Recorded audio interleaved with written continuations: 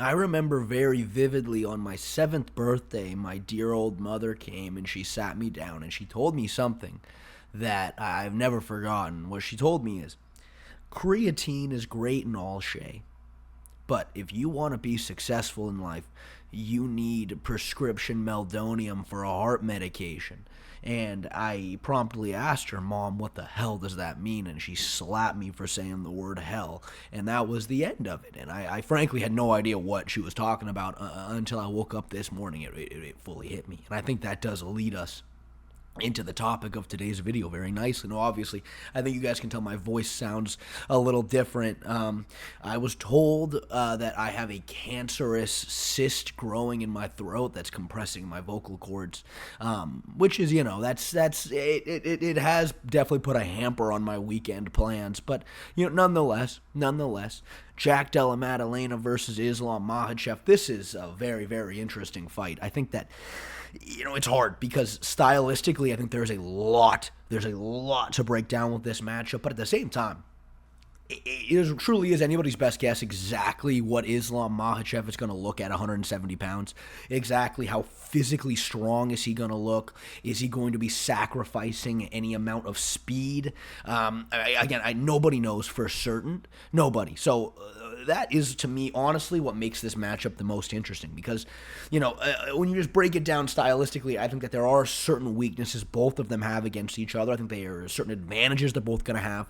But, nobody can know for certain because we just don't know exactly what Islam's going to look like. But obviously, on the feet, I think is probably the most interesting aspect to me because, look, we've never really seen Islam Makhachev have to strike for long periods of time against somebody taller, longer than he is. Well, at the same time, let's just be honest, Jack Della Maddalena is a way better boxer than he is. Now, obviously, right, you go back and look at the Dustin Poirier fight. We did a members-only video watching the entirety of the Dustin Poirier fight, and there's one thing I will say to all of you guys right now, that is the notion that Islam Makhachev did not outbox Dustin Poirier, I think is hooey. I think it is hogwash. People still to this day try to say, well, it was just the takedown threats, the only reason why he outboxed him. Dude, I'm sorry. Going back and rewatching that whole fight, all 5 rounds, I didn't give Dustin Poirier a single round. I know it's very common knowledge to most people, oh, he won round 4. Look, Dustin landed some good body shots in the tie clinch here, though these shots were slapping rather than like digging in, but he landed these. He landed that one grazing elbow that caused a cut, but dude, I'm sorry, apart from that, man, Islam throughout the entire round was landing so much cleaner. I mean, he's slipping Dustin's big shots, ripping to the body, finishing upstairs. At the end of that round, he's landing like a double jab right hand that's snapping Dustin's head back. Like, I'm sorry, throughout this entire fight, during boxing exchanges, he is landing more effectively. That entire fight was Islam outboxing Dustin Poirier. It was kind of crazy to see. Islam is slipping the jab, landing overhands, and then stepping in with combinations, landing a double jab uppercut right here. I mean, dude, he outboxed Dustin Poirier, which is very, very impressive. But look, I think the one strike that Dustin Poirier landed on Islam more than anything else was the jab, and I think that is something that scares me for Islam Makhachev, because Dustin Poirier is shorter than Islam is, which is very different than Jack Della Maddalena. Dustin Poirier does not have the footwork. He doesn't cut angles like Jack Della Maddalena does. And again, it was the jab was the number one thing that I think he was landing on Islam throughout that fight. He was controlling distance very well, and you look at Jack Della against Belal Muhammad, and boy, oh boy, was his jab really, really nice. He was mixing it up to the body very well. He's angling in and out, just popping him with it all day long. And again, just being taller, longer, potentially maybe even quicker than Islam. Again, we don't know for sure. To me, that's a huge, huge problem. Of course, though, looking at Islam Makhachev, I think the number one thing anybody's going to take away from watching him is just how evasive he is, how he's never wants to stand in the pocket with you. He always is trying to fight super uber safe and always move away and always circle. I mean, you look at, when JDM is just folding guys with combinations, what does it come from? It comes from the fact that He just stopped and stood here and covered up. And then Jack just fucking is too accurate and too quick and just puts him down right here with a combination. Islam Makhachev, I'll tell you what, unless he gets like hurt or rocked or something, he's never going to be just standing here right in front of you. He's always going to be looking to move away and circle. But that also, to me, opens up another big weakness with his game, which is the fact that he is so evasive and he is so careful about you landing shots upstairs on him that, you know, the leg kicks are open at the end of your combinations always. Now, Dustin Poirier tried to throw a lot of leg kicks, but he threw a lot of them naked, so Islam just, you know, was able to pull out every single time. But Volkanovski, once he realized in their fight, was that he really struggled touching Islam upstairs. He probably missed, I would say, 88% of his punches upstairs because, again, Islam is always just moving and circling away. But when you are using so much footwork, that is where the leg kick opens up, and that's exactly what he started doing. And obviously, right, what's another thing that JDM does so much better than Dustin Poirier? It's mix up his striking, going from punches to kicks and high kicks and low kicks and heaps and fucking spinning wheel kicks sometimes.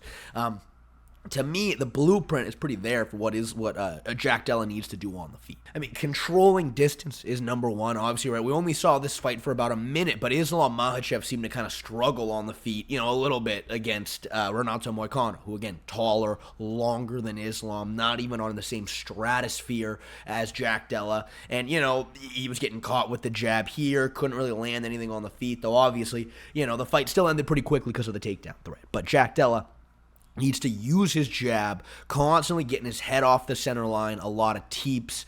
When he goes to throw a combination and Islam evades, end the combination with a leg kick. Look, I'm telling you right now, right? Again, we just did another members-only video rewatching that first fight against Volk. If Volkanovski, from the very start of that fight, his game plan was, I'm going to go at Islam with punches, he's gonna move away, and I'm going to slam him with a leg kick literally every single time, that was going to really pay dividends.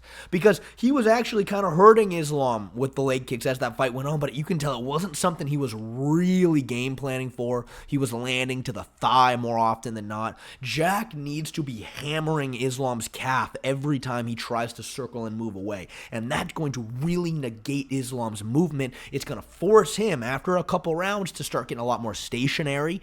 And if he gets a lot more stationary, you know, that is where something like this is going to open up. That's where Jack's brutal combinations are going to really start adding up. And that's how I think he could finish Islam on the feet.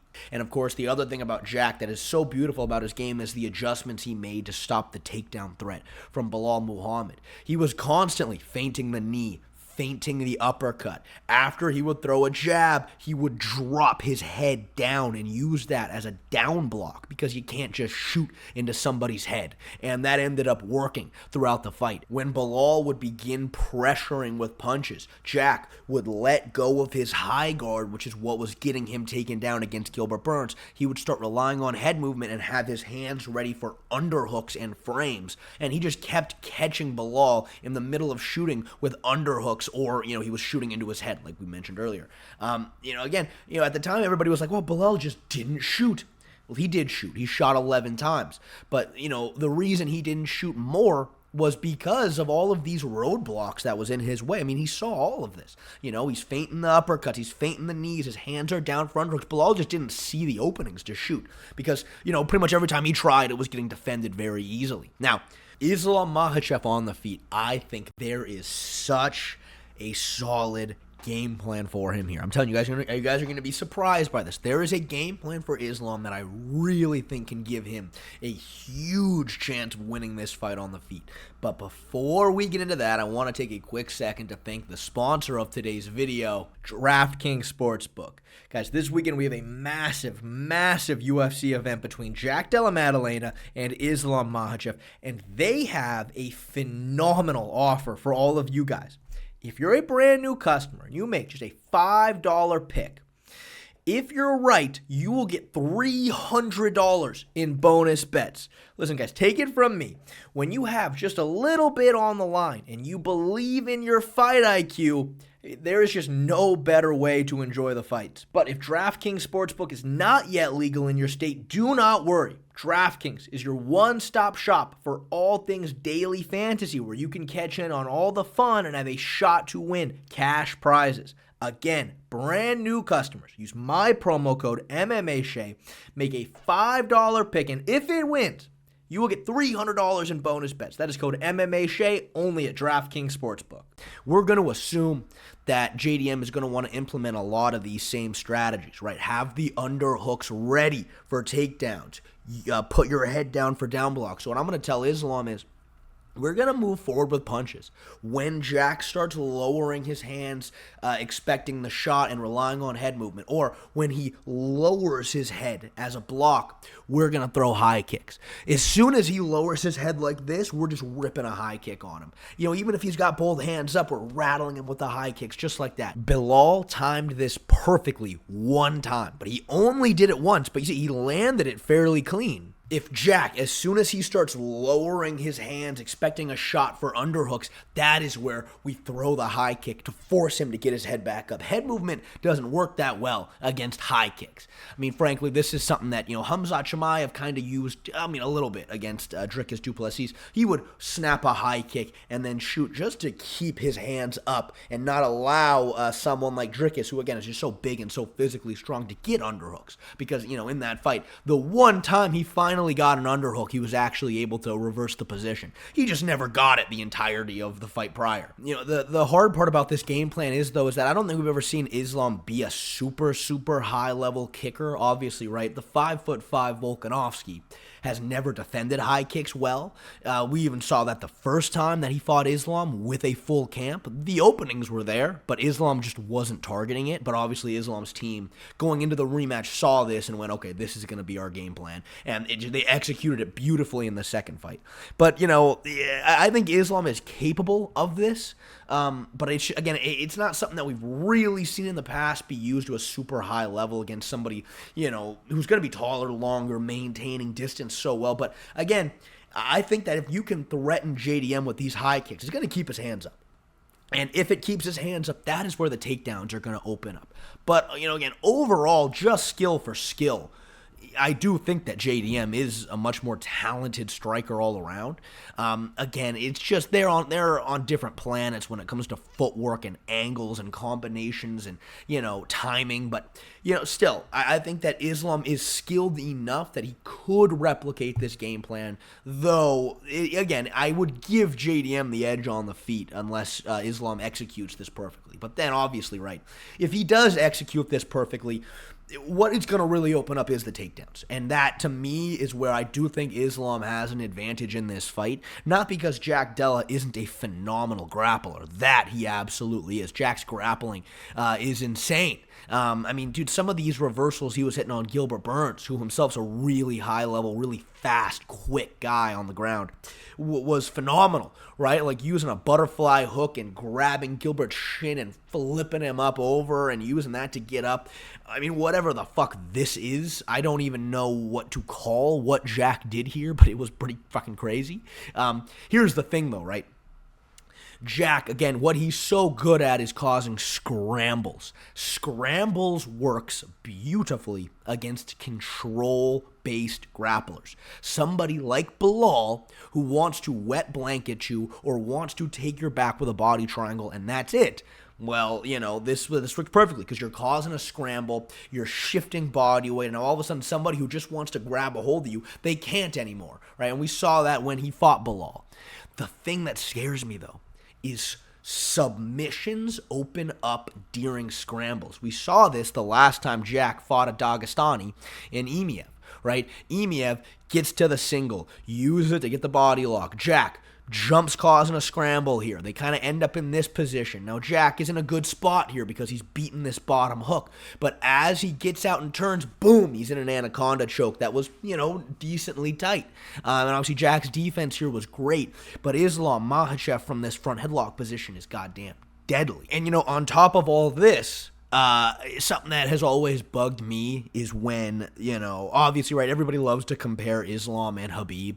And the thing that annoys me is when people go, well, Islam's a better striker, Khabib's a better wrestler. There you go. I'm like, dude, I don't fucking think so. I think there are some things that Khabib does better. I think Khabib is better at pinning I think he has better like chest pressure when he takes you down, but just straight up wrestling out in the open, no, Islam's better, dude. Islam is way better. Again, I think maybe give the fence wrestling advantage to Khabib, maybe, though Islam's fence wrestling against Volkanovski, who's just so much higher level than anybody Khabib ever fought, was beautiful. But these shots out in the open are so nice compared to Khabib, who we really struggled taking out Conor McGregor out in the open. But I mean, dude, Islam's takedowns out in the open against Dan Hooker, against Renato Moicano. I mean, this fucking double leg against a 5'5" Volkanovski out in the open is so good. I think Islam's shots out in the open are really good. I don't quite think they're as good as Belal's, though. I do have to be honest. I think, obviously Islam's a way better all-around grappler than Belal, but just straight up wrestling, I think Belal's a little bit better. But obviously, right, in MMA, for the most part, it doesn't really matter who's better in a pure sense. It's more about who can actually set up their takedowns in an MMA context. That's what it comes down to. If Belal and Islam had a wrestling match, Belal's going to smoke him because that's Belal's background is wrestling. But in MMA, it's not a wrestling match. It's about getting deep in on the shots. And I think the game plan we described for Islam earlier is a good way for him to do that. Now, right, the elephant in the room here is that Jack has obviously been working with Craig Jones. And Craig Jones is, to me, he's just such a genius when it comes to grappling. He has an entire fucking 2-hour instructional called Just Stand Up, where he teaches you how to get up from the bottom position safely without giving up your back, without running into submissions. He has an instructional called Power Ride, which is basically don't use jiu-jitsu, just smash the person on bottom, which is something that, I think is going to really come in handy against somebody like Islam, both of these, right? And he's been working with Jack, not even for this camp, but the camp prior. So they've been together for a long time. Especially when it comes to submission defense, there's nobody better to have in your corner. The thing is, though, man, it's hard to be certain about this. Listen, I don't really care who you are. If you let Islam get pretty much to this point right here in a Darce choke, you're probably finished. Again, I think there are things you can do. For example, Renato Moicano just didn't even try to fight the hands here. I think he was a little spooked. Like listen, right? Never to say that I thought Renato Moicano could fucking beat Islam or anything, but listen, if Islam gets me in a front headlock position, he's gonna have to submit me with something other than a Darce. I'm just grabbing one hand and holding on to it as tight as I can. You gotta submit me with something else. I'm not letting you hit a Darce choke. Renato didn't even try to grab the hands. He just got put in a choke. So, I don't know. I don't know for certain. But again, when Jack tries to go for scrambles, right, when they're scrambling and moving, Islam can jump on it. And that's the scary thing about fighting Islam. It's exactly what he did to Dustin Poirier. Dustin Poirier's takedown defense looked very good for this fight. Obviously, he had been working with Gamrot prior to this. So Islam just fucking swings his leg, causing a scramble, then jumps on the front headlock, and that was it. It's the scrambles. That's what scares me. But again, on paper, Jack should be more prepared than, I think that anybody could be for something like this. I wish there was a 100% way I could explain why or why not he will get subbed in certain positions. I mean, I don't know. I frankly don't know. And of course, on top of that, Jack needs to be really worried about getting his back taken with a body triangle. I think he did a really, really good job against Belal Muhammad. Kept his frames in really tight, not allowing hooks to come in. He would tripod very well from these positions, get the underhook back very nicely. Though obviously, right, Islam can use submission threats to open up back takes. Against Dustin right here, he attacked with a Kimura, forcing Dustin to turn a certain way to survive that sub attempt and just use that to take his back. That's called the Kimura trap right there, ladies and gentlemen, and it's really, really good. I mean, Islam's jiu-jitsu, in an MMA context, might be the best in the UFC. He's not beating Charles Oliveira in a jiu-jitsu match, but for MMA, it might be the best. He's a real problem. And again, frankly, it's hard to be certain. I just don't know how strong Islam's going to look up at 170. I don't know how quick he's going to look. I mean, he looks fucking massive right here. But, I just think the only way you could be more certain about this is if we just knew exactly how he was going to translate physically up a weight class. And exactly how much is he going to be walking around around during the fight. I know he said himself he wants to be like 182 at the start of fight week.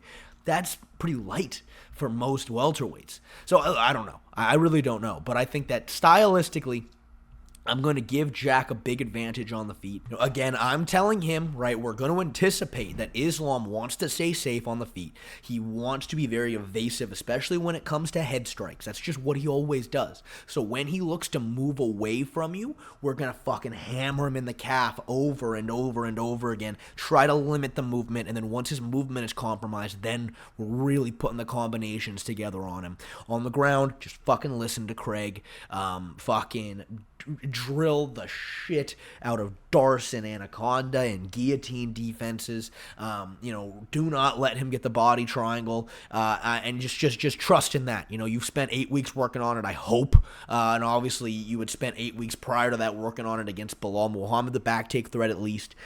Just trust in the defense there, and then, trust that you can cause scrambles, get back up to your feet, and do what you do on the feet. And then obviously, right, for Islam, whenever Jack starts moving his head, dropping his hands, using his head as a down block, we're fucking kicking him in the head, maybe even kneeing him in the head when he drops his head down. Just whatever we can do to either hurt him from that position or force him to keep his hands up, which that's going to open up our takedown threat. And then, try to do what we do. Sink in a Darce choke, try to take his back, trust that Craig did not have him prepared enough, or maybe Islam is just going to be so freakishly strong up at 170.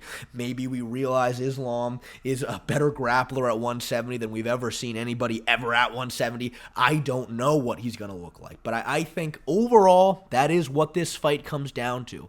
Now, listen, off the top of my head with all of this, even with all the questions that we don't have answered, what do I probably think's most likely to happen? I think that on paper, you're going to have to lean towards Jack, but I don't really know for certain. I don't think anybody does. Anybody who tries to tell you that they know for certain, they don't know. But yeah, that's my thoughts on this matchup.